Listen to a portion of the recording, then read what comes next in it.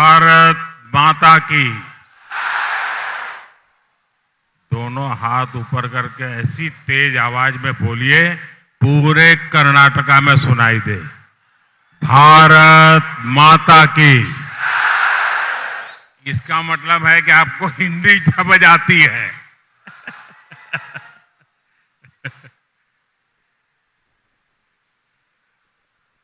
मदकरी नायक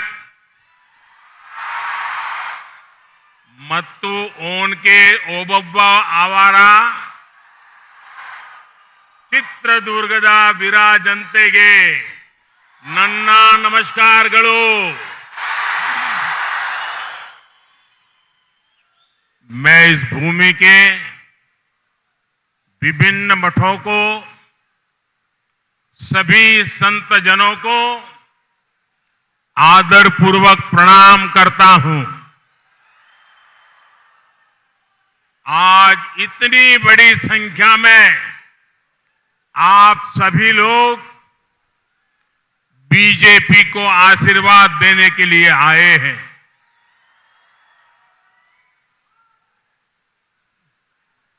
ये नजारा दूर दूर तक लोग खड़े हैं। ये कर्नाटका की जनता का निर्णय साफ है। ಈ ಬಾರಿಯ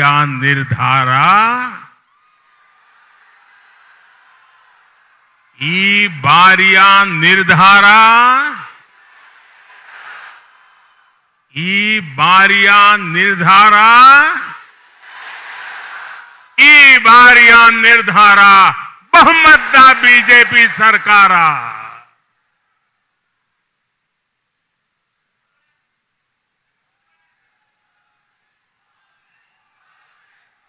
ಬಂಧುಗಳೇ, ನಾನು ಈ ಪುಣ್ಯಭೂಮಿಯ ಎಲ್ಲ ಮಠಗಳಿಗೆ, ಎಲ್ಲ ಗುರುಗಳಿಗೆ ನನ್ನ ಭಕ್ತಿಪೂರ್ವಕ ಪ್ರಣಾಮಗಳನ್ನು ಸಲ್ಲಿಸುತ್ತೇನೆ। ಎಲ್ಲಿ ನೋಡಿದರೂ ಜನಸಾಗರ, ಇಷ್ಟು ದೊಡ್ಡ ಸಂಖ್ಯೆಯಲ್ಲಿ ನೀವೆಲ್ಲರೂ ಕೂಡ ಸೇರಿರೋದು ನೋಡಿದ್ರೆ ನೀವೆಲ್ಲರೂ ಕೂಡ ಈ ಬಾರಿಯ ನಿರ್ಣಯವನ್ನ ಮಾಡಿದ್ದೀರಾ।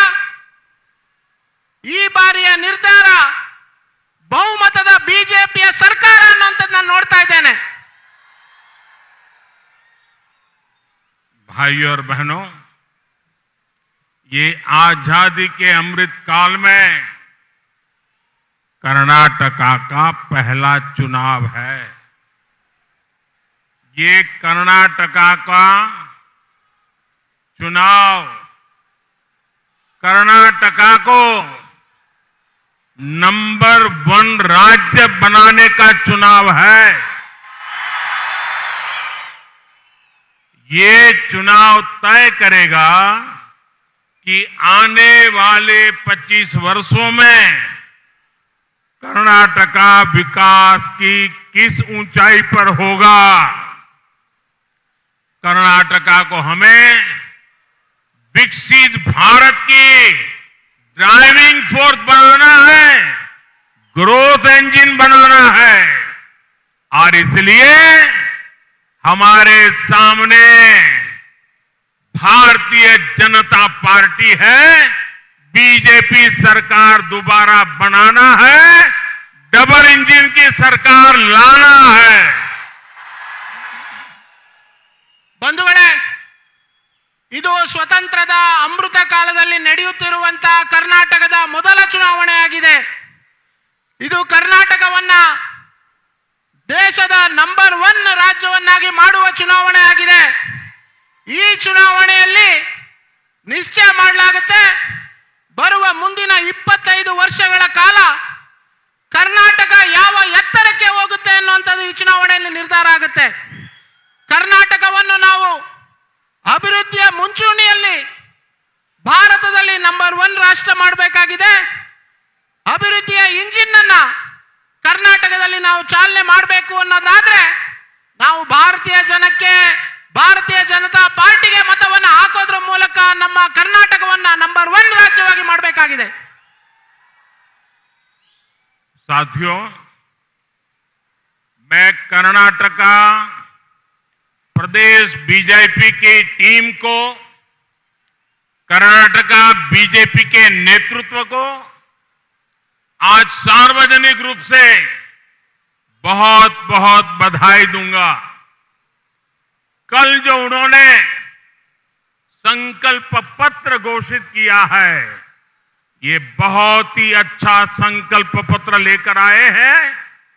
इसमें कर्नाटका को देश का नंबर 1 स्टेट बनाने का रोड मैप है। इसमें आधुनिक इंफ्रास्ट्रक्चर का ब्लूप्रिंट है। इसमें महिलाओं के सशक्तिकरण पर जोर है। इसमें युवाओं के उज्जवल भविष्य।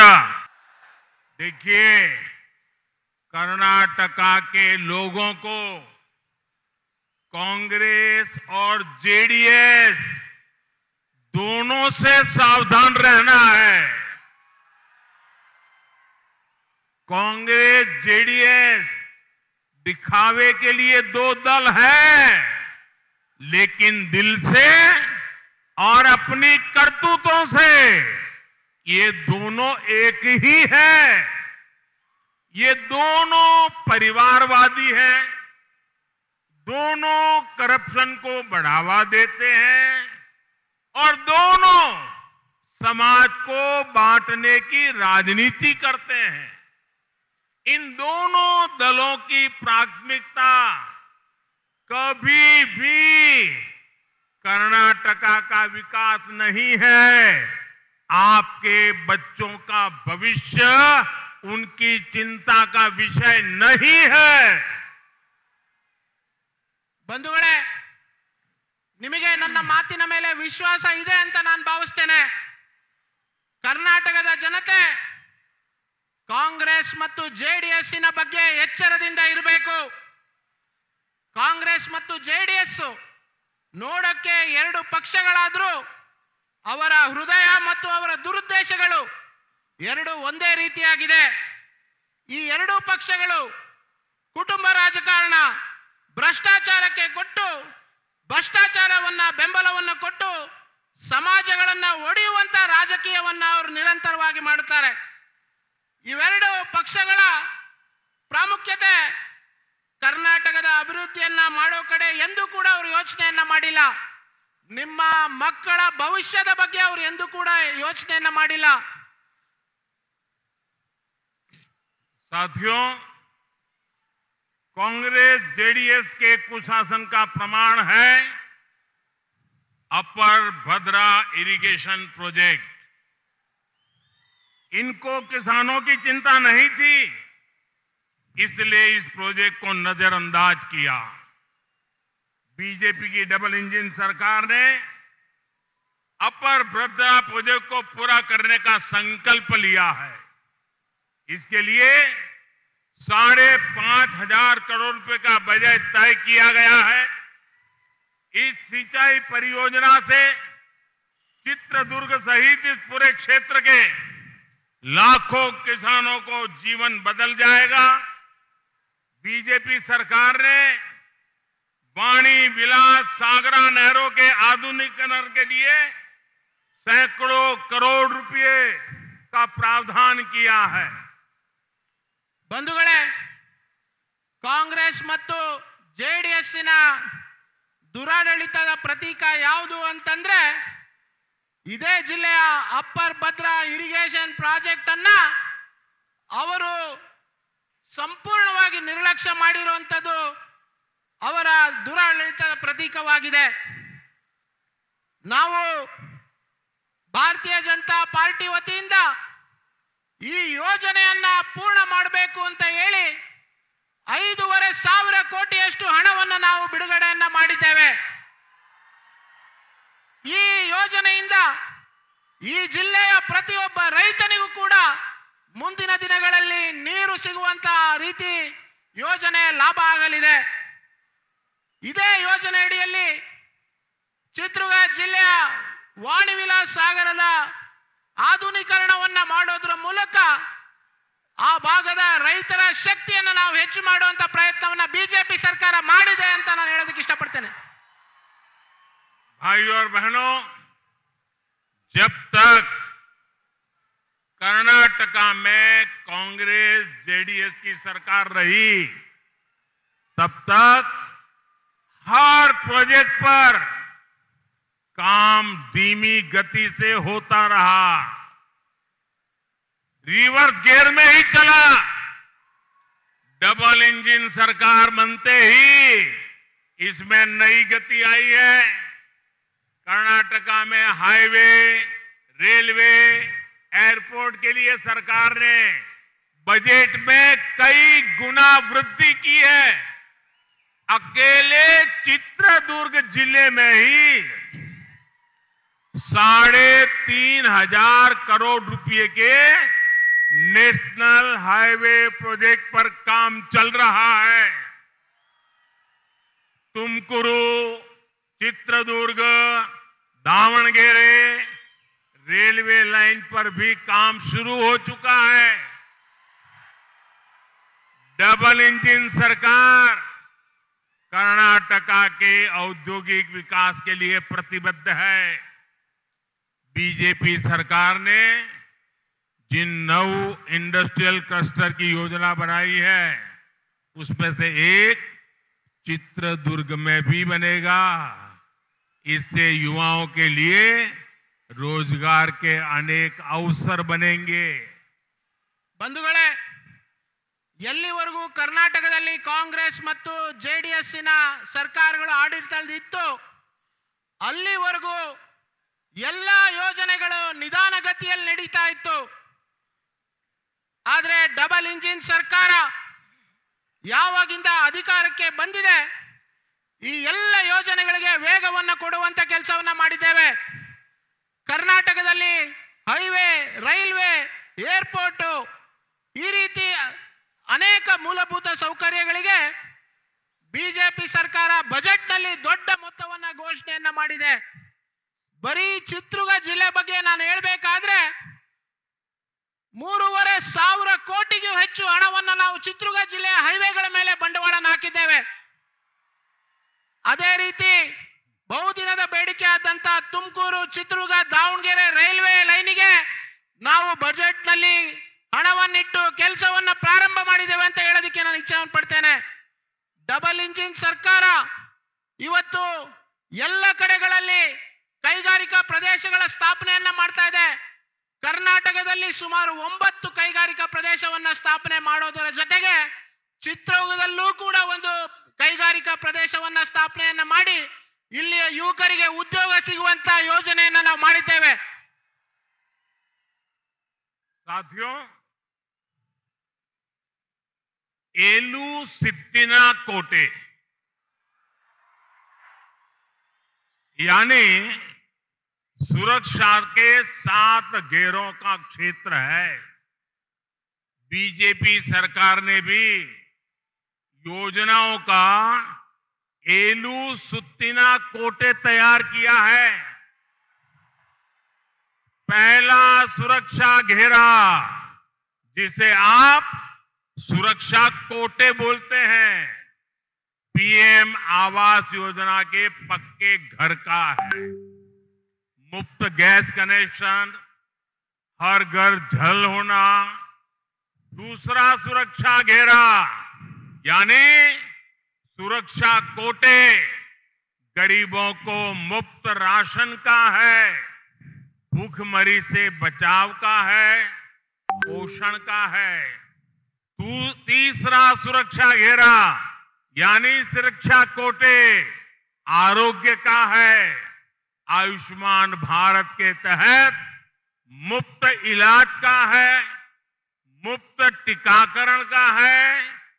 चौथा सुरक्षा घेरा या सुरक्षा कोटे जनधन बैंक खाते और मुद्रा योजना के तहत दी गई लाखों करोड़ रुपए की मदद का है। पांचवा सुरक्षा घेरा या सुरक्षा कोटे संकट के समय मदद का है।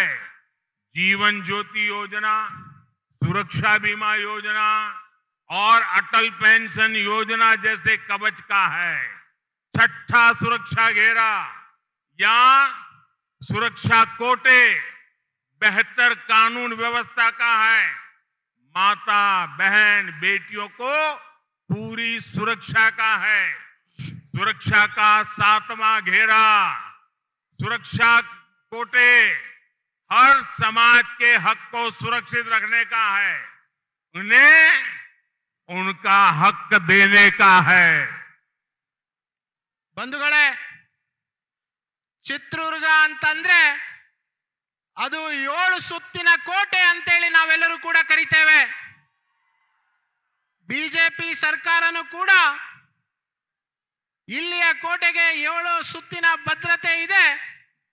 ಅದೇ ರೀತಿ ನಾವು ಸಮಾಜಕ್ಕೆ 7 ಸುತ್ತಿನ ಭದ್ರತೆಯನ್ನ ನಾವು ಕೊಡ್ತಾ ಇದ್ದೇವೆ. ಮೊದಲನೇ ಕೋಟೆ, ನಾವು ಸರ್ವರಿಗೂ ಮನೆಯನ್ನ ಕೊಡುವಂತ PM ಆವಾಸ್ ಯೋಜನೆ ಅಡಿಯಲ್ಲಿ ಎಲ್ಲರಿಗೂ ಮನೆಯನ್ನ ಕೊಡುವಂತ ಯೋಜನೆಯನ್ನ ಕೊಟ್ಟಿದ್ದೇವೆ. ಅದೇ ರೀತಿ ಆ ಮನೆಗೆ ಗ್ಯಾಸ್ ಅನ್ನು ಕೊಡುವಂತ ಯೋಜನೆ, ಮನೆಗೆ ನೀರನ್ನು ಕೊಡುವಂತ ಯೋಜನೆಯನ್ನು ನಾವು ಕೊಟ್ಟಿದ್ದೇವೆ.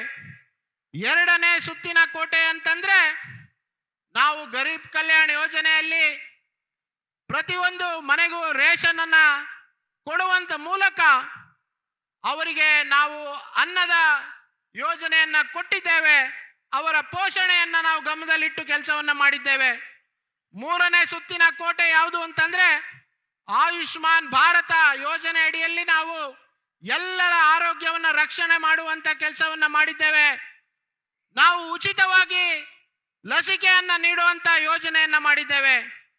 ನಾಲ್ಕನೇ ಕೋಟೆ ಅಂತಂದ್ರೆ ಆರ್ಥಿಕ ಭದ್ರತೆಯನ್ನ ಮುದ್ರಾ ಯೋಜನೆಯ ಮೂಲಕ ನಾವು ಯಾರಿಗೆ ಸಾಲ ಬೇಕಾಗಿದೆ ಅಂತವರಿಗೆ ಸಾಲವನ್ನು ಕೊಟ್ಟು ನಾವು ಕೋಟ್ಯಾಂತರ ಜನರಿಗೆ ಬದುಕನ್ನ ಕಟ್ಟುವಂತ ಆರ್ಥಿಕ ಶಕ್ತಿಯನ್ನ ಕೊಡುವಂತ ಕೆಲಸವನ್ನ ಮಾಡಿದ್ದೇವೆ.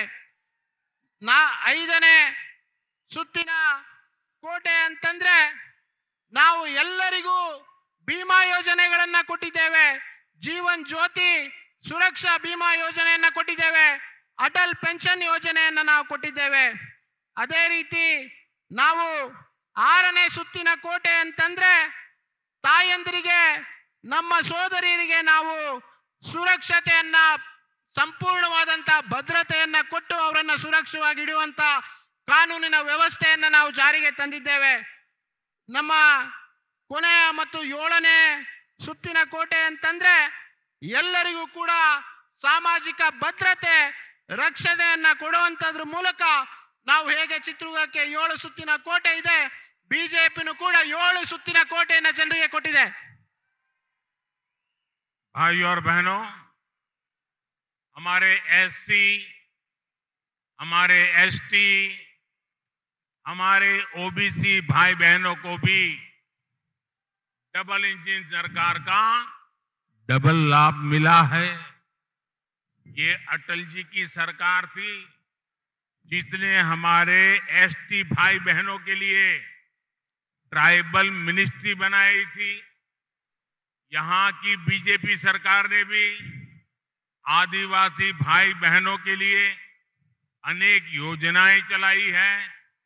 हमने बंजारा लंबानी समाज के साथियों को पहली बार प्रॉपर्टी का हक दिया है।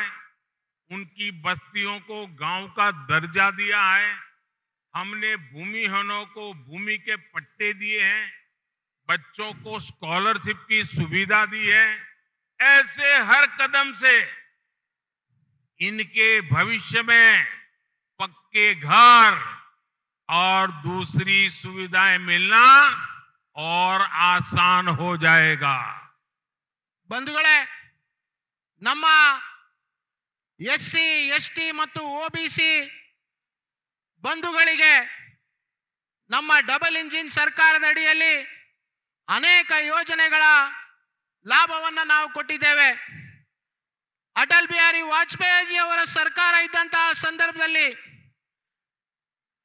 ಒಂದು ST ಬಂಧುಗಳಿಗೆ ನಾವು ಒಂದು ಮಂತ್ರಾಲಯವನ್ನ ಪ್ರಾರಂಭವನ್ನ ಮಾಡಿದ್ದು.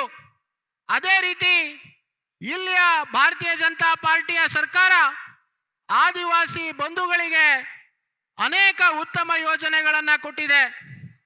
ನಮ್ಮ ಬಂಜಾರ ಲಂಬಾಣಿ ಸಮಾಜದ ಬಂಧುಗಳಿಗೆ ನಾವು ಮೊಟ್ಟ ಮೊದಲನೇ ಬಾರಿ ನಾವು ಹಕ್ಕುಪತ್ರಗಳನ್ನು ವಿತರಣೆಯನ್ನ ಮಾಡಿದ್ದೇವೆ. ಅದೇ ರೀತಿ ಯಾರಿಗೆ ಭೂಮಿ ಇರಲಿಲ್ಲ ಅಂತವರಿಗೆ ಭೂಮಿಯನ್ನ ಕೊಡುವಂತದನ್ನ ಮಾಡಿದ್ದೇವೆ. ಅವರ ಮಕ್ಕಳಿಗೆ ನಾವು ಸ್ಕಾಲರ್ಶಿಪ್ ಕೊಡುವಂತದನ್ನ ಮಾಡಿದ್ದೇವೆ. ಎಲ್ಲರನ್ನು ಹೆಜ್ಜೆ ಹೆಜ್ಜೆಗೂ ಕೂಡ ನಾವು ಎಲ್ಲ ಈ ಬಂಧುಗಳನ್ನ ನಮ್ಮ ಜೊತೆ ಜೋಡಿಸುವಂತ ಕೆಲಸವನ್ನ ಮಾಡಿ ಅವರ ಕಲ್ಯಾಣಕ್ಕೋಸ್ಕರ ನಾವು ಕೆಲಸವನ್ನ ಮಾಡ್ತಾ ಇದ್ದೇವೆ ಅಂತ ನಾನು ಹೇಳೋದಕ್ಕೆ ಇಚ್ಛೆ ಪಡ್ತೇನೆ. भाइयों और बहनों, कांग्रेस कभी बीजेपी के विकास कार्यों का मुकाबला कर ही नहीं सकती. कांग्रेस ने 2014 से पहले के 10 सालों में जितने मेडिकल कॉलेज बनाए, बीजेपी सरकार ने उससे 2 गुने मेडिकल कॉलेज सिर्फ 9 वर्ष में बना डाले. यहां चित्रदुर्ग में भी नया मेडिकल कॉलेज स्वीकृत हो चुका है. इससे स्वास्थ्य सुविधा तो बढ़ेगी ही, यहां के मेरे जो नौजवान है ना, अब तो बेबी डॉक्टर, पैरामेडिक्स का अवसर मिलेगा. कुछ समय पहले ही केंद्र सरकार ने 150 से अधिक नर्सिंग कॉलेज स्वीकृत किए हैं. इससे कर्नाटका के भी सैकड़ों युवाओं को, युवतियों को इस क्षेत्र में अवसर मिलेंगे और दुनिया के देशों में जाने की एक नई ताकत खड़ी हो जाएगी. ಬಂಧುಗಳೇ, ಕಾಂಗ್ರೆಸ್ ಯಾವತ್ತೂ ಕೂಡ ಭಾರತೀಯ ಜನತಾ ಪಾರ್ಟಿಯ ಅಭಿವೃದ್ಧ ವೇಗದಕ್ಕೆ ಅವರು ಕಲ್ಪನೆನೂ ಕೂಡ ಮಾಡೋದಕ್ಕಾಗೋದಿಲ್ಲ. ಕಾಂಗ್ರೆಸ್ಸಿನ 2014 ಮುಂಚೆ 10 ವರ್ಷಗಳಲ್ಲಿ ಏನು ಅವರು ಮೆಡಿಕಲ್ ಕಾಲೇಜ್ಗಳನ್ನ ಮಾಡಿದ್ರು, ಬಿಜೆಪಿ ಸರ್ಕಾರ ಕೇವಲ 9 ವರ್ಷಗಳಲ್ಲಿ ಅದರ ಡಬಲ್ ಆಗಿರುವಷ್ಟು ಮೆಡಿಕಲ್ ಕಾಲೇಜ್ಗಳನ್ನ ನಾವು ಮಾಡಿದ್ದೇವೆ. ಇಲ್ಲೇ ಚಿತ್ರದುರ್ಗದಲ್ಲಿ ನಾವು ಒಂದು ಮೆಡಿಕಲ್ ಕಾಲೇಜ್ ಅನ್ನ ಪ್ರಾರಂಭವನ್ನ ಮಾಡಿದ್ದೇವೆ. ಇಲ್ಲಿ ಮೆಡಿಕಲ್ ಕಾಲೇಜ್ ಪ್ರಾರಂಭ ಮಾಡಿರುವಂತ ಕಾರಣ ಇಲ್ಲಿಯ ಜನರ ಬಡವರ ಮಕ್ಕಳು ಕೂಡ ವೈದ್ಯರಾಗೋದಕ್ಕೆ ಅವರಿಗೆ ಅವಕಾಶ ಸಿಕ್ಕುವಂತದ್ದಾಗುತ್ತೆ. ನಾವು ಕೆಲವು ದಿನಗಳ ಹಿಂದೆ ಇಡೀ ದೇಶಾದ್ಯಂತ ಕೇಂದ್ರ ಸರ್ಕಾರದ ಕಡೆಯಿಂದ ನರ್ಸಿಂಗ್ ಕಾಲೇಜ್ಗಳನ್ನ ಪ್ರಾರಂಭ ಮಾಡುವಂತ ಘೋಷಣೆಯನ್ನ ಮಾಡಿದ್ದೇವೆ. ಕರ್ನಾಟಕದಲ್ಲೂ ಕೂಡ ಅನೇಕ ಹೊಸ ನರ್ಸಿಂಗ್ ಕಾಲೇಜ್ಗಳನ್ನ ಪ್ರಾರಂಭವನ್ನ ಮಾಡಿದ್ದೇವೆ. ಅಲ್ಲಿ ಪದವಿಯನ್ನ ಪಡೆದು ಕರ್ನಾಟಕದ ಜನತೆ ಎಲ್ಲ ಕಡೆಗೆ ಉದ್ಯೋಗವನ್ನ ಪಡೆಯುವಂತ ಅವಕಾಶ ಅವರಿಗೆ ಸಿಗುತ್ತೆ ಅಂತ ನಾನು ವಿಶ್ವಾಸದಿಂದ ಹೇಳೋದಕ್ಕೆ ಇಚ್ಛೆ ಪಡ್ತೇನೆ.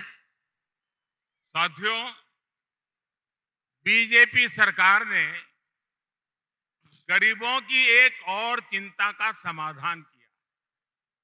हमारी सरकार मेडिकल से लेकर इंजीनियर की पढ़ाई स्थानीय भाषा में कराने पर जोर दे रही है. इससे गांव गरीब के युवाओं को विशेष लाभ होगा. बीजेपी ने ही किसानों के बच्चों की पढ़ाई के लिए रैता विद्या निधि की शुरुआत की है. आदिवासी साथियों के लिए 400 से ज्यादा एकलव्य मॉडल स्कूल भी बीजेपी ने बनाए. कांग्रेस की सरकार ने तो यहां बच्चों की यूनिफॉर्म में ही घोटाला कर दिया था. आदिवासी विकास के लिए कांग्रेस की सरकार का बजट लगभग 25,000 करोड़ रुपया था. बीजेपी ने इसमें 5 गुना वृद्धि करके आदिवासियों के विकास के लगभग 1.25 लाख करोड़ रुपये कर दिए हैं. ಬಂಧುಗಳೇ, ಈ ಒಂದು ನಮ್ಮ ಭಾರತೀಯ ಜನತಾ ಪಾರ್ಟಿಯ ಸರ್ಕಾರ ಬಡವರ ಮಕ್ಕಳನ್ನ ಗಮನದಲ್ಲಿಟ್ಟು ಮೆಡಿಕಲ್ ಕಾಲೇಜಿನ ಎಕ್ಸಾಮಿನೇಷನ್ಗಳು, ಇಂಜಿನಿಯರಿಂಗ್ ಕಾಲೇಜಿನ ಎಕ್ಸಾಮಿನೇಷನ್ಗಳು ಈ ಎಲ್ಲವನ್ನು ಕೂಡ ನಾವು ಸ್ಥಳೀಯ ಭಾಷೆಯಲ್ಲಿ ಅಂದ್ರೆ ಕನ್ನಡದಲ್ಲಿ ಬರೆಯುವಂತ ರೀತಿಯಲ್ಲಿ ನಾವು ಪರೀಕ್ಷೆಗಳನ್ನ ಮಾಡಿಸ್ತಾ ಇದ್ದೇವೆ. ಅದೇ ರೀತಿ ನಾವು ಹಳ್ಳಿಯಲ್ಲಿ ಈ ಯೋಜನೆಯಿಂದ ಈ ರೀತಿ ನಾವು ಕನ್ನಡದಲ್ಲಿ ಮಾಡುವಂತದ್ರಿಂದ ಅದರ ವಿಶೇಷ ಲಾಭ ಎಲ್ಲ ಹಳ್ಳಿಯ ಮಕ್ಕಳಿಗೆ, ಗ್ರಾಮೀಣ ಭಾಗದ ಮಕ್ಕಳಿಗೆ ಸಿಗುವಂತದನ್ನ ನಾವು ಮಾಡಿದ್ದೀವಿ. ನಮ್ಮ ರೈತರ ಮಕ್ಕಳಿಗೆ ನಾವು ಹೊಸ ಯೋಜನೆಯ ಮೂಲಕ ರೈತ ವಿದ್ಯಾ ನಿಧಿಯಲ್ಲಿ ನಾವು ಸ್ಕಾಲರ್ಶಿಪ್ ಕೊಡುವಂತ ಯೋಜನೆಯನ್ನ ಜಾರಿಗೆ ತಂದಿದ್ದೇವೆ. ಆದಿವಾಸಿ ಮಕ್ಕಳ ವಿದ್ಯಾಭ್ಯಾಸಕ್ಕಾಗಿ ನಾವು 400ಕ್ಕಿಂತ ಹೆಚ್ಚು ಏಕಲವ್ಯ ಶಾಲೆಗಳನ್ನು ನಾವು ತೆಗೆದಿದ್ದೇವೆ. ಕಾಂಗ್ರೆಸ್ ಸರ್ಕಾರ ಇದ್ದಂತಹ ಸಂದರ್ಭದಲ್ಲಿ ಅವರು ಈ ಮಕ್ಕಳ ಯೂನಿಫಾರ್ಮ್ನಲ್ಲೂ ಕೂಡ ಅವರು ಭ್ರಷ್ಟಾಚಾರವನ್ನ ಮಾಡಿ ಹಗರಣವನ್ನ ಮಾಡಿರುವಂಥದ್ದು ನಿಮ್ಮೆಲ್ಲರೂ ಕೂಡ ಗೊತ್ತಿರುವಂತ ವಿಷಯ. ಆದಿವಾಸಿಗಳ ವಿಕಾಸಕ್ಕೋಸ್ಕರ ನಾವು ಇವತ್ತಿನ ಬಜೆಟ್ ಅಲ್ಲಿ ನಾವು 1.25 ಲಕ್ಷ ಕೋಟಿ ಅಷ್ಟು ಹಣವನ್ನು ನಾವು ಮೀಸಲಿಟ್ರೆ ಕಾಂಗ್ರೆಸ್ ಕೇವಲ 25,000 ಕೋಟಿ ಅಷ್ಟೇ ಕೊಟ್ಟಿತ್ತು. ನಾವು ಅದನ್ನ 5 ಪಟ್ಟು ಹೆಚ್ಚು ಮಾಡಿ 1.25 ಲಕ್ಷ ಕೋಟಿಗೆ ಹೆಚ್ಚನ್ನು ಮಾಡಿದ್ದೇವೆ ಅಂತ ಹೇಳೋದಕ್ಕೆ ಇಷ್ಟಪಡ್ತೇನೆ. ಇವತ್ತು ಇವೆಲ್ಲವೂ ಕೂಡ ನಮಗೆ ಒಂದು ರೀತಿಯ ಆಶೀರ್ವಾದ ರೀತಿಯಲ್ಲಿ ತಮ್ಮೆಲ್ಲರಿಂದ ಸಿಗ್ತಾ ಇದೆ. साथियों, कर्नाटका के लोगों को कांग्रेस का इतिहास और उसकी सोच कभी भी भूलनी नहीं है. कांग्रेस का इतिहास आतंक और आतंकवादियों के तुष्टीकरण का है. जब दिल्ली में बाटला हाउस एनकाउंटर हुआ तो कांग्रेस की सबसे बड़ी नेता की आंखों में आतंकियों के मर जाने की खबर सुनकर आंसू आ गए थे. जब सर्जिकल स्ट्राइक हुए, जब एयर स्ट्राइक हुई तो कांग्रेस ने देश की सेनाओं के सामर्थ्य पर ही सवाल खड़ा कर दिया.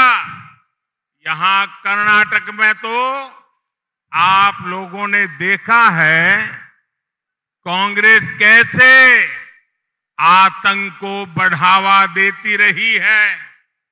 कांग्रेस ने कर्नाटक को आतंकियों के रहमो करम पर छोड़ दिया था. ये बीजेपी ही है जिसने आतंकवाद की कमर तोड़ी है, तुष्टीकरण का खेल बंद किया है.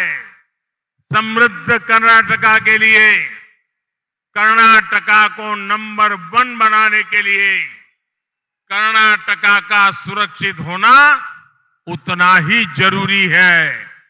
आतंक को बढ़ावा देने वाली कांग्रेस, जेडीएस यहां कभी निवेश नहीं बढ़ा सकती. आतंक को बढ़ावा देने वाली कांग्रेस, जेडीएस यहां कभी नौजवानों के लिए नए अवसर नहीं बना सकती. ಬಂಧುಗಳೇ, ಕಾಂಗ್ರೆಸ್ಸಿನ ಇತಿಹಾಸ ಮತ್ತು ಅವರ ಚಿಂತನೆಗಳ ಬಗ್ಗೆ ನಾವು ಯಾವತ್ತೂ ಕೂಡ ಅವರನ್ನ ನಾವು ಮರಿಬಾರದು. ಅವರ ಚಿಂತನೆಗಳನ್ನ, ಕಾಂಗ್ರೆಸ್ ಅವರ ಇತಿಹಾಸನೇ ಆತಂಕ ಮತ್ತು ಆತಂಕವಾದಿಗಳ ತುಷ್ಟೀಕರಣ ಮಾಡುವಂಥದ್ದು ಕಾಂಗ್ರೆಸ್ಸಿನ ಇತಿಹಾಸವಾಗಿದೆ. ದೆಹಲಿಯ ಬಾಟ್ಲಾ ಹೌಸ್ನಲ್ಲಿ ಎನ್ಕೌಂಟರ್ ಆಗಿ ಒಬ್ಬ ಉಗ್ರವಾದಿ ಸತ್ತಂತಹ ಸಂದರ್ಭದಲ್ಲಿ ಕಾಂಗ್ರೆಸ್ಸಿನ ನಾಯಕರು ಕಣ್ಣೀರು ಹಾಕಿರುವಂಥದ್ದನ್ನ ನಾವು ನೋಡಿದ್ದೇವೆ. ಸರ್ಜಿಕಲ್ ಸ್ಟ್ರೈಕ್ ಆದಂತಹ ಸಂದರ್ಭದಲ್ಲೂ ಕೂಡ ಕಾಂಗ್ರೆಸ್ ದೇಶದ ಸೇನೆಯನ್ನ ಸಮರ್ಥನೆ ಮಾಡೋ ಬದಲು ಅವರಿಗೆ ಅವಮಾನ ಮಾಡುವಂತಹ ಕೆಲಸವನ್ನ ಮಾಡಿದ್ದಾರೆ. ಕರ್ನಾಟಕದಲ್ಲೂ ಕೂಡ ಕಾಂಗ್ರೆಸ್ ಆತಂಕವಾದಿಗಳನ್ನ ಅವರ ಬೆಂಬಲಕ್ಕೆ ನಿಲ್ಲುವಂತ ಕೆಲಸವನ್ನ ಮಾಡಿದೆ. ಕರ್ನಾಟಕದಲ್ಲಿ ಯಾವಾಗ ಉಗ್ರ ಘಟನೆಗಳು ನಡೆದರೂ ಕೂಡ ಕಾಂಗ್ರೆಸ್ ಅವರ ಪರವಾಗಿ ಮಾತನಾಡುವಂಥದ್ದು ನೋಡಿದ್ದೇವೆ. ಆದರೆ ಒಂದು ಸಮೃದ್ಧ ಕರ್ನಾಟಕವಾಗಬೇಕು, ಕರ್ನಾಟಕ ದೇಶದ ನಂಬರ್ 1 ರಾಜ್ಯವಾಗಬೇಕು ಅಂತಂದ್ರೆ ನಾವು ಈ ರೀತಿಯಾದಂತ ಉಗ್ರವಾದನ್ನ ಮಟ್ಟ ಹಾಕುವಂತ ಕೆಲಸವನ್ನ ನಾವು ಮಾಡಲೇಬೇಕಾಗಿದೆ ಅನ್ನುವಂಥದ್ದು ನಾನು ಹೇಳ್ತಾ ಇದ್ದೇನೆ. ಎಲ್ಲಿ ಆತಂಕವಾದಿಗಳು ಮತ್ತು ಉಗ್ರವಾದಿಗಳು ಆ ಜಾಗಗಳಲ್ಲಿ ಜಾಗೃತರಾಗಿರ್ತಾರೋ ಅಂತದನ್ನ ಭಾರತೀಯ ಜನತಾ ಪಾರ್ಟಿ ಸಂಪೂರ್ಣವಾಗಿ ದಮನ ಮಾಡುವಂತ ಕೆಲಸವನ್ನ ಮಾಡ್ತಾ ಇದೆ. ಜೆಡಿಎಸ್ ಮತ್ತು ಕಾಂಗ್ರೆಸ್ನವರು ಯಾವಾಗಲೂ ಕೂಡ ತುಷ್ಟೀಕರಣದ ರಾಜನೀತಿಯನ್ನ ಮಾಡಿ ಅವರ ಬೆಂಬಲಕ್ಕೆ ನಿಲ್ಲುವಂತದನ್ನ ನಾವು ನೋಡ್ತಾ ಇದ್ದೇವೆ. साथियों, अक्सर कोई कंपनी बाजार में अपना कोई सामान लाती है तो साथ ही वो एक वारंटी भी देती है और कंपनी ये भी कहती है कि वारंटी खत्म होने के बाद कंपनी की कोई जिम्मेदारी नहीं होगी. कांग्रेस ने भी अपनी वारंटी खो दी है. कांग्रेस की वारंटी खत्म हो चुकी है. कांग्रेस विश्वसनीयता खो दी है. ऐसे में बिना वारंटी वाली कांग्रेस की गारंटी भी उतनी ही झूठी है और ये झूठी गारंटियों का कांग्रेस का ट्रैक रिकॉर्ड बहुत पुराना है. मुझे याद है कि वर्षों तक सत्ता से बाहर रहने वाले बाद 2012 में, मैं गुजरात की बात कर रहा हूं, 2012 में भी कांग्रेस ऐसी झूठी गारंटी लेकर गुजरात के लोगों को भ्रमित कर रही थी. कांग्रेस ने कार्डबोर्ड से मकान बनाए, मॉडल मकान, और लोगों को ले जाते थे दिखाने के लिए कि देखो हम ऐसा मकान बना करके देंगे, और फिर वे फॉर्म भरवाते थे मकान के लिए और पीछे से कुछ लोग फॉर्म के नाम पर गरीबों से 200, 500 रुपया भी मार लेते थे, रिश्वत ले लेते थे. एक वो समय है और आज का समय है. गुजरात में कांग्रेस का झंडा उठाने के लिए दूसरे राज्यों से लोगों को लाना पड़ रहा है. पिछले कुछ सालों से यही फर्जीवाड़ा कांग्रेस हर राज्य में कर रही है. मैंने सुना है कर्नाटका में भी ये अपनी गारंटियों का फॉर्म भरवाने लगे हैं और अब तो जांच इस बात की होनी चाहिए कि झूठी गारंटी के फॉर्म को दिखाकर कांग्रेस कितनी रिश्वत ले रही है. ಬಂಧುಗಳೇ, ನಾವು ಏನಾದರೂ ಮಾರುಕಟ್ಟೆಯಲ್ಲಿ ನಾವು ಸಾಮಾನು ತಗೊಳ್ಳೋಕೆ ಹೋದಂತ ಸಂದರ್ಭದಲ್ಲಿ ಆ ವಸ್ತುವನ್ನ ಖರೀದಿ ಮಾಡಿದಾಗ ನಮಗೆ ಒಂದು ಗ್ಯಾರಂಟಿಯನ್ನ ಕೊಡಲಾಗುತ್ತೆ. ಆ ಗ್ಯಾರಂಟಿಗೆ ಒಂದು ಸಮಯ ನಿಗದಿ ಕೂಡ ಆಗಿರುತ್ತೆ. ಆ ಸಮಯ ಮುಗಿದ ನಂತರ ಆ ಗ್ಯಾರಂಟಿಯು ಕೂಡ ಯಾವುದು ಬೆಲೆ ಇರೋದಿಲ್ಲ.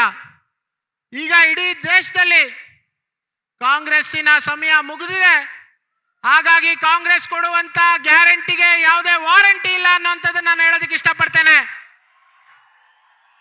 ಕಾಂಗ್ರೆಸ್ನವರು ಮನೆ ಮನೆಗೆ ಗ್ಯಾರಂಟಿಗಳನ್ನ ಕೊಡ್ತೇವೆ ಅಂತ ಹೇಳಿ ಸುಳ್ಳಿನ ಗ್ಯಾರಂಟಿಗಳನ್ನ ಕೊಡುವಂತ ಪ್ರಯತ್ನವನ್ನ ಮಾಡ್ತಾ ಇದ್ದಾರೆ. 2012ರಲ್ಲಿ ಗುಜರಾತ್ನಲ್ಲಿ ಚುನಾವಣೆ ಆಗುವ ಸಂದರ್ಭದಲ್ಲೂ ಕೂಡ ಇದೇ ರೀತಿ ಮನೆಗಳಿಗೆ ಹೋಗಿ ನಾವು ಮನೆಗಳನ್ನ ಕೊಟ್ಕೊಡ್ತೀವಿ, ಮಾದರಿ ಮನೆಗಳನ್ನ ನಿಮಗೆ ನಿರ್ಮಾಣ ಮಾಡಿಕೊಡ್ತೀವಿ ಅಂತ ಗ್ಯಾರಂಟಿಯನ್ನ ಕೊಡೋ ಪ್ರಯತ್ನವನ್ನ ಮಾಡಿದ್ರು. ಆದ್ರೆ ಆ ಸಂದರ್ಭದಲ್ಲಿ ಅವರು ಗ್ಯಾರಂಟಿ ಕಾರ್ಡ್ ಅನ್ನ ಫುಲ್ ಭರ್ತಿ ಮಾಡ್ಕೊಳ್ಳೋದಕ್ಕೋಸ್ಕರ ಅದರಲ್ಲೂ 500 ರೂಪಾಯಿ ಲಂಚವನ್ನ ಪಡೆದಿರುವಂತದನ್ನ ನಾವು ನೋಡಿದ್ದೇವೆ. ಅದರಲ್ಲೂ ಕೂಡ ಅವರು ಭ್ರಷ್ಟಾಚಾರವನ್ನ ಮಾಡಿದ್ದಾರೆ. ಹಾಗಾಗಿ ನಾನು ಗಟ್ಟಿಯಾಗಿ ಹೇಳೋದಕ್ಕೆ ಇಷ್ಟಪಡ್ತೇನೆ, ಕಾಂಗ್ರೆಸ್ಸಿನ ಯಾವುದೇ ಗ್ಯಾರಂಟಿಗಳಿಗೆ ಬೆಲೆ ಇಲ್ಲ. ಕಾಂಗ್ರೆಸ್ಸಿನ ವಾರಂಟಿನೇ ಪೂರ್ತಿ ಮುಕ್ತಾಯ ಆಗೋಗಿದೆ ಅಂತ ಹೇಳೋದಕ್ಕೆ ಇಚ್ಛೆ ಪಡ್ತೇನೆ. कांग्रेस को पक्का पता है कि कर्नाटका के लोग उसे सत्ता में नहीं आने देंगे, इसलिए वो बड़े बड़े झूठे वायदे कर रही है. जितनी बड़ी राशि और गारंटी की बात कांग्रेस कर रही है, उसमें तो कर्नाटका का खजाना भी खाली हो जाएगा, फिर भी गारंटी अधूरी रह जाएगी। इसलिए ऐसी गारंटी सिर्फ बोलने के लिए है, बोली जा रही है। ये गारंटी अगर पूरी करनी है तो राज्य के विकास के सारे काम बंद कर देने पड़ेंगे। आपके बच्चों के भविष्य के पैसे वो खा जाएंगे, खर्च कर देंगे। इसके लिए एक काम कांग्रेस और करेगी। कांग्रेस भाजपा की सारी योजनाओं को रिवर्स गियर में डाल देगी। गरीब कल्याण की योजनाएं बीजेपी ने शुरू की है, उन्हें कांग्रेस बंद करने में तैयारी में है। ಬಂಧುಗಳೇ, ಕರ್ನಾಟಕ ಜನತೆ ಯಾವತ್ತೂ ಕೂಡ ಕಾಂಗ್ರೆಸ್ ಅನ್ನ ಮತ್ತೆ ಅಧಿಕಾರಕ್ಕೆ ತರೋದಿಲ್ಲ ಅಂತ ಗೊತ್ತಿದೆ. ಅದಕ್ಕಾಗಿ ಅವರು ಈ ಸುಳ್ಳಿನ ಗ್ಯಾರಂಟಿಗಳನ್ನ ಕೊಡ್ತಾ ಜನರಿಗೆ ದಿಕ್ಕು ತಪ್ಪಿಸುವಂತ ಕೆಲಸವನ್ನ ಅವರು ಮಾಡ್ತಾ ಇದ್ದಾರೆ. ಇವರು ಕೊಡೋ ಗ್ಯಾರಂಟಿಗಳ ಮೌಲ್ಯ ಎಷ್ಟಿದೆ ಅಂತಂದ್ರೆ, ಆ ಯೋಜನೆಗಳನ್ನೇನಾದ್ರು ಜಾರಿ ಮಾಡಬೇಕು ಅಂತಂದ್ರೆ ಎಲ್ಲ ಅಭಿವೃದ್ಧಿಗಳನ್ನ ನಾವು ಅಲ್ಲೇ ನಿಲ್ಲಿಸಬೇಕಾಗತ್ತೆ. ಸಂಪೂರ್ಣ ಅಭಿವೃದ್ಧಿಯನ್ನ ನಿಲ್ಲಿಸಿ ಈ ಗ್ಯಾರಂಟಿಗೆ ಹಣ ಕೊಡುವಂತ ಒಂದು ಬೇಕಾಗತ್ತೆ. ಆದ್ರೆ ಬಂಧುಗಳೇ, ಈ ಗ್ಯಾರಂಟಿಗಳನ್ನ ಮಾಡುವಂತ ಉದ್ದೇಶದಿಂದ ಅವರು ಜನರಿಗೆ ದಾರಿ ತಪ್ಪಿಸುವಂತ ಕೆಲಸವನ್ನ ಮಾಡ್ತಾ ಇದ್ದಾರೆ. ಅವ್ರೇನಾದ್ರೂ ಅಧಿಕಾರಕ್ಕೆ ಬಂದ್ರೆ ಬಿಜೆಪಿ ಸರ್ಕಾರ ಕೊಟ್ಟಿರುವಂತ ಎಲ್ಲ ಯೋಜನೆಗಳನ್ನ ರಿವರ್ಸ್ ಗೇರ್ ನಲ್ಲಿ ಅವರು ಅದಕ್ಕೆ ಬ್ರೇಕ್ ಹಾಕುವಂತ ಕೆಲಸವನ್ನ ಮಾಡಿ ಆ ಯೋಜನೆ ತಡೆಯನ್ನ ಕೆಲಸ ಮಾಡ್ತಾರೆ. ಅನೇಕ ಯೋಜನೆ ಬಡವರಿಗೆ ತಲುಪ್ತಾ ಇರುವಂತ ರೈತ ಸಮ್ಮಾನ್ ನಿಧಿ ಇರ್ಬೋದು, ಆಹಾರ ಧಾನ್ಯದ ಕೊಡುಗೆಗಳಿರ್ಬೋದು, ಎಲ್ಲವೂ ಕೂಡ ನಿಂತು ಹೋಗುವಂತ ಸಾಧ್ಯತೆ ಇದೆ. भाइयों और बहनों, बीजेपी विकसित कर्नाटका का रोड मैप लेकर आपसे आशीर्वाद मांग रही है, लेकिन कांग्रेस के पास दो ही मुद्दे हैं। एक तो वो रिटायरमेंट के नाम पर वोट मांग रहे हैं, आखिरी बार सीएम बना दो, ये उनका घोषणा पत्र है। कांग्रेस का दूसरा एजेंडा है गाली देकर लोगों को भड़काओ। कभी कांग्रेस ओबीसी समाज को गाली दे रही है, कभी लिंगायत समुदाय को गाली दे रही है। मुझे तो 90 से ज्यादा गालियां दे चुके हैं और सेंचुरी की तरफ बढ़ रहे हैं। इस क्षेत्र के लोगों ने तो एस निजलिंगप्पा जी का काम करीब से देखा है। कांग्रेस ने तो निजलिंगप्पा जी को भी नहीं छोड़ा था। उनका अपमान करने वाली कांग्रेस गालियों की सेंचुरी बना सकती है। ಬಂಧುಗಳೇ, ಭಾರತೀಯ ಜನತಾ ಪಾರ್ಟಿ ಒಂದು ಅಭಿವೃದ್ಧಿಯ ಕರ್ನಾಟಕವನ್ನ ಬಯಸುವಂತ ಕೆಲಸವನ್ನ ಮಾಡ್ತಿದೆ, ಒಂದು ವಿಕಾಸದ ಕರ್ನಾಟಕ ಮಾಡುವಂತ ಪ್ರಯತ್ನವನ್ನ ಮಾಡ್ತಾ ಇದೆ. ಆದ್ರೆ ಕಾಂಗ್ರೆಸ್ಸಿನ ಉದ್ದೇಶನೇ ಬೇರೆ ಆಗಿದೆ. ಕಾಂಗ್ರೆಸ್ ಈ ಸಂದರ್ಭದಲ್ಲಿ ತಮಗೆ ತಿಳಿದಂತ ಮಾತುಗಳನ್ನ ಆಡಿ ತಾವು ಎಲ್ಲರೂ ಕೂಡ ಬೈಯುವಂತ ಕೆಲಸವನ್ನ ಮಾಡಿ ಸಮಾಜಗಳನ್ನ ಒಡೆಯುವಂತ ಕೆಲಸವನ್ನ ಮಾಡ್ತಾ ಇದೆ. ಕಾಂಗ್ರೆಸ್ ತನ್ನ ಎಲ್ಲ ಭಾಷಣಗಳಲ್ಲಿ ಕಾಂಗ್ರೆಸ್ಸಿನ ನಾಯಕರು ದ್ವೇಷವನ್ನ ಹುಟ್ಟಿಸುವಂತ ಭಾಷಣಗಳನ್ನ ಮಾಡಿ ಸಮಾಜದಲ್ಲಿ ಆತಂಕವನ್ನು ಸೃಷ್ಟಿಯನ್ನ ಮಾಡ್ತಾ ಇದ್ದಾರೆ. ವೈಯಕ್ತಿಕವಾಗಿ 90ಕ್ಕಿಂತ ಹೆಚ್ಚು ಬಾರಿ ನನಗೆ ನಿಂದನೆಯನ್ನ ಮಾಡಿದ್ದಾರೆ. ಆದ್ರೆ ಕಾಂಗ್ರೆಸ್ಸಿನ ನಿಜ ಬಣ್ಣವನ್ನ ಕರ್ನಾಟಕದ ಜನತೆ ಅರಿತುಕೊಂಡಿದ್ದಾರೆ ಅಂತ ನಾನು ಭಾವಿಸ್ತೇನೆ. भाइयों और बहनों,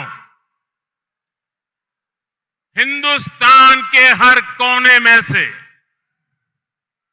कांग्रेस के भ्रष्टाचार काल को जड़ मूल से उखाड़ के फेंकना है और विकसित भारत के अमृत काल को हिंदुस्तान के हर कोने में लाना है। कर्नाटका से भी भ्रष्टाचार काल जाना चाहिए और कर्नाटक में अमृत काल लाना है।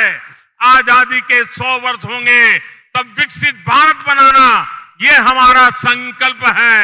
ये संकल्प तभी सिद्ध होगा जब कर्नाटका में बीजेपी की पूर्ण बहुमत की सरकार होगी। आपको 10 मई को कमल के निशान पर बटन दबाना है। आपको याद रखना है, ಈ ಬಾರಿಯ ನಿರ್ಧಾರ